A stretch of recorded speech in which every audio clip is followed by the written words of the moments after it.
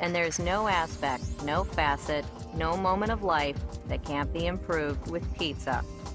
Thank you. Juno & Co. sent me some of their new eye brushes and their new palette. This is their new palette. It's the Peach Dream palette. It has all of these warm, peachy toned eyeshadows. I'm going to be creating a look with this today. These are their new eye brushes. They are so cute. So you got a pencil brush, which is really good for detailing underneath the eyes and the crease. Got a eyeliner or brow brush, a blending brush, which is tapered, and then a nice dome-shaped eyeshadow brush. So I'm going to be using all of these today. If you wait till the end of the video, I'll tell you how you can enter the giveaway to win this eye brush set. It's going to be super easy, so let's get started. This is my first time really looking at the palette, and I kind of like the shades. I think they're all matte. Yeah, they're all matte. One of them, Trifle, right here, that one is not matte. And they definitely look warmer in person than they do on camera. So the first shade that I'm going to go into is this one right here, called Xrizz'Tina. And this does actually have a mirror, in case you're one of those people who likes for your palettes to have mirrors. I'm going to take Xrizz'Tina and I'm going to tap it into my crease. It's not as pigmented as I would like it to be, but considering how affordable the palette is, it does blend out really well, so that's a perk. Right now I'm tapping it in and then I'm going to blend it out.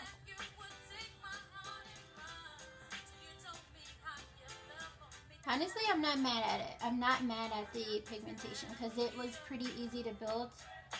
I didn't have to go into the palette too much, so.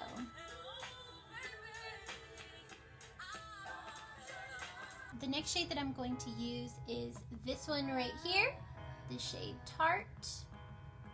And this is a really cute pinky peach. And I'm basically just gonna tap this all over and blend it up here.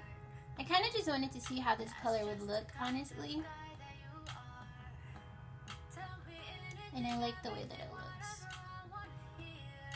The next shade that I'm going to go into is Sorbet, and I'm using the same exact blending brush, by the way. I haven't switched brushes yet. And for Sorbet, I'm just going to put it on the outer corner. This color isn't as pigmented as I would like it to be. So I'm going to go into Semifrido. That's what it looks like. And that's just a darker brown. And I'm going to put it right on top of that. And that is much better. And then just blend this out.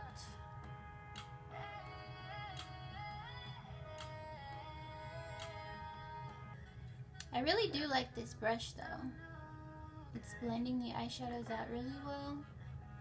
I feel like with any other brush this might be a little bit more difficult. And then finally I'm going to go into this eyeshadow right here, Crisp. It's the darkest one in the palette, and it's also warm toned, but it is dark enough for me. And it's also dark brown, it's not black. And blend this out into my crease. Even though some of the eyeshadows aren't as pigmented as I'd like them to be, they are building really well and they're blending out good. And just because I want to use more colors in the palette, I'm going to use the shade Truffle right on top of that, in between the dark brown, just to give it a nice red tint.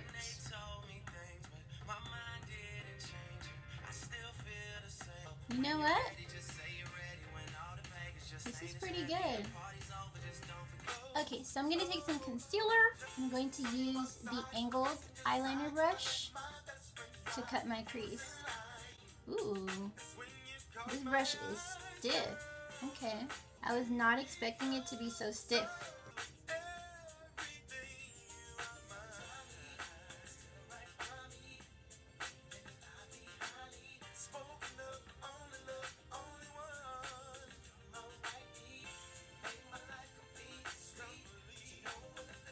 Okay, so I'm going to take a little bit of setting powder and just set the concealer. so it doesn't make my eyeshadow oxidize when I lay it down. For the color on my lids, I'm going to use this one right here called Shortcake, and I'm using the eyeshadow brush, the dome shaped one.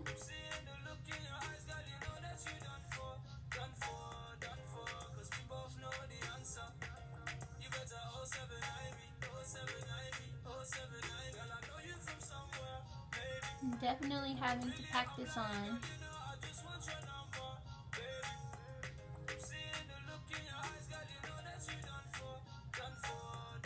I like this brush, but I feel like it's hard to get close to that line right there because the brush is so wide.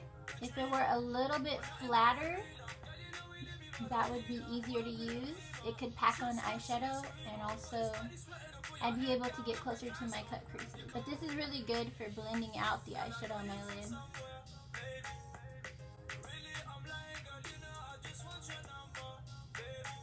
So I'm gonna have to grab a flat paintbrush to make sure I got up in that crease because I don't want to see any concealer. It did get pretty close though, but it softened the lines. Finally, I'm going to use the pencil brush and I'm going to go back into the shade Crisp. And I'm basically just going to re-establish all of that depth that may have gotten lost. Yeah, I'm going to rotate my brush upwards and come through right up in here. And just get some of that depth back. Back to my blending brush and soften that up a little bit. Okay, so they also sent me 2 new kabuki brushes. This is the handy kabuki brush, and then this is the smaller one. This one is flat shaped and this one is dome shaped, so I'm going to be using these. I'm going to finish out using my sample of the Laura Mercier Flawless Fusion Ultra Long Wear Foundation. That is a super duper long name. And I have quite a bit of it left too. One thing I'm not sure if I mentioned yet is these brushes are super duper duper affordable. And they're great for anybody who wants to add a few brushes to their collection, beginners. I think they're about $2 to $6 a piece. And they are synthetic, so you don't have to worry about them shedding on you all crazy. So far this brush is pretty good with my foundation. I think I would rather use it for powder though, because I like really dense brushes for foundation. At least for the kind that I wear, which is usually heavier. This would, however, be good for a lighter foundation, maybe like a BB cream or something that's supposed to be waterproof. That's a thinner formula. It did blend out this foundation really well though. And now I'm going to contour using my little kabuki brush, and I'm going to take my Lancome Dual Finish Foundation Powder in shade 530 Sweet Feet.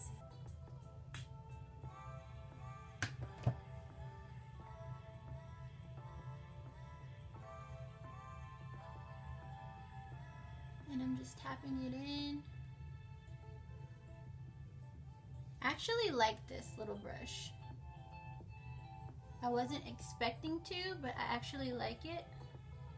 I like that it's round, so it's giving me a nice soft focus on my jawline, whereas a flat brush would be a lot more harsh and less natural looking. I'm actually going to try it with some blush too. Ooh.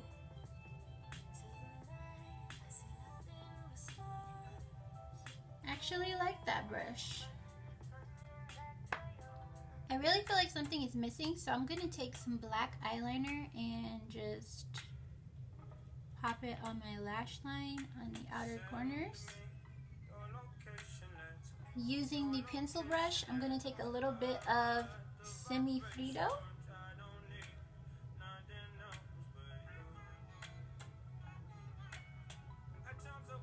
I'm just going to take the blending brush that I was using and connect them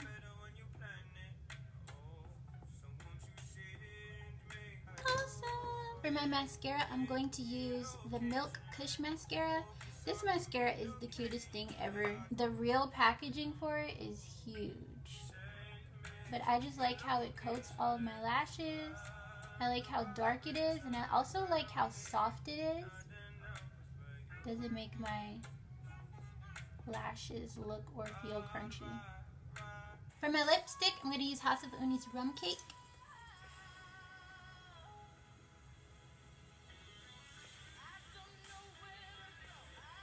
And this is the final look.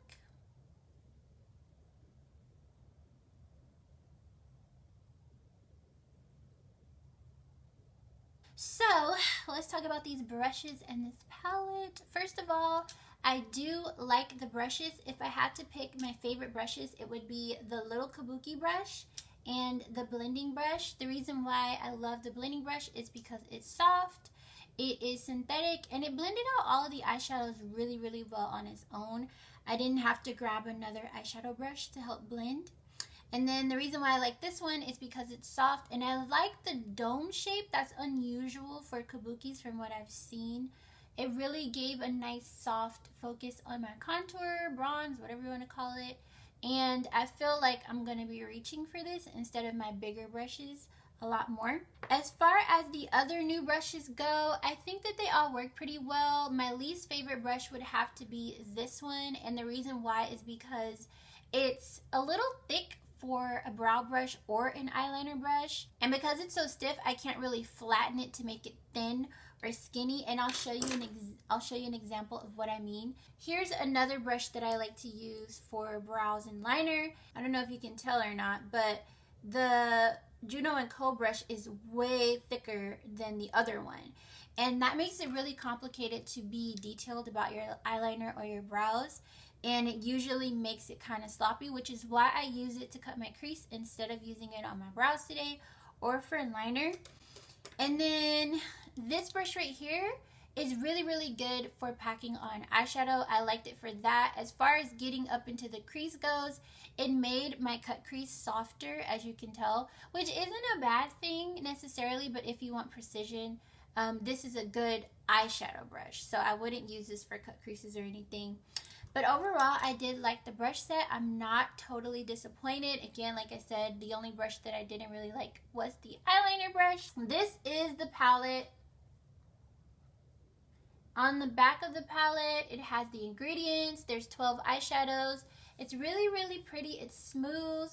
There's a mirror, of course. This is a pretty good palette. I would definitely get this palette for somebody who is just starting out wearing eyeshadow or prefers really subtle, natural looks. This is an everyday palette. This is something that you grab when you're going on vacation or when you just want a simple look. I do like that there are 3 darker brown shades on the side here, because if you're someone like me who likes to jazz up their makeup and maybe make it a little bit more dramatic, make it a little bit more smoky, you can definitely do this with that palette. I like that there is a nice balance of light, medium, and dark shades. Normally with palettes like this, there are way more light shades like this one than there are deeper shades, which I want to commend Juno & Co for, because if the palette wasn't like this, it wouldn't show up on my skin tone and it wouldn't look as nice. And I'd probably have to grab another palette to create this look. So I really do like this palette. The only issue I had with the palette was the pigmentation, which this is buildable, but if you're someone who doesn't really have time for that or doesn't really want to do that, you may have an issue with this palette. It's not totally unpigmented. If you rewind the video, you can see it does show up on my skin. So if you're fairer than me, then this palette is definitely going to work for you. But that was the only issue that I had, was the pigmentation. I would like for it to be a little bit more opaque.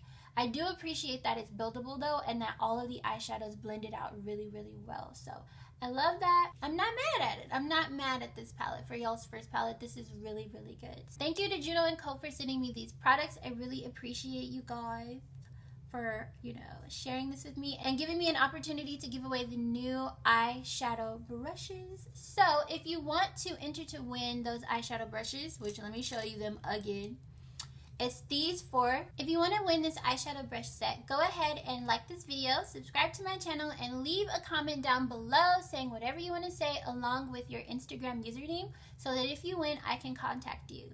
If you'd like to have an extra entry, go to Juno & Co.'s Instagram, follow them, and tag me on one of their posts saying, Xrizz'Tina sent me. And you have to tag me because if you don't tag me, I'm not going to be able to see your extra entry. Anywho, thank you guys so much for watching this video. I hope that you enjoyed it. I really do appreciate getting to do these kind of reviews. I appreciate all the opportunities that I get. And if it wasn't for you guys, people would not want to send me makeup to test and try and stuff like that. So thank you so much. And I will see y'all in my next video. Feel free to leave any requests down below too because your girl ain't got ideas. Lies on your lips, but there's love in your eyes. Baby, I'll forget you some other time.